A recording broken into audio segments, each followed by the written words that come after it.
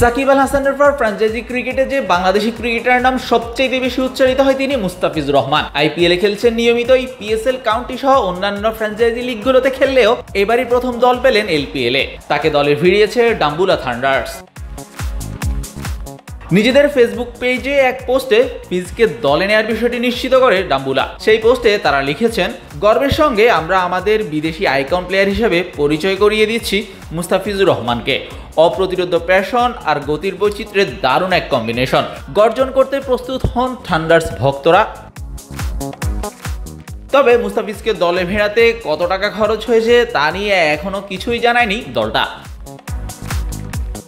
সম্প্রতি আইপিএলে নিজের সপ্তম আসর খেলে ন্যাশনাল ডিউটিতে দেশে ফিরেছেন মুস্তাফিজুর রহমান। খেলেছেন জিম্বাবুয়ের বিপক্ষে শেষ 2 টি20। আইপিএলে এবারই প্রথম মহেন্দ্র সিং ধোনির দল চেন্নাই সুপার কিংসে খেলেছেন দ্য ফিজ। পুরো মৌসুম না খেললেও 9 ম্যাচেই ফ্র্যাঞ্চাইজি সহ সমর্থকদের এক ভরসার নামে পরিচিত হয়েছেন কাটার মাস্টার। 2016 থেকেই আইপিএলে নিয়মিত মুখ এই বাঁহাতি ক্রিকেটার। সানরাইজার্স হায়দ্রাবাদ থেকে শুরু করে আইপিএলে এখন পর্যন্ত মোট 5টা দলের হয়ে খেলেছেন তিনি।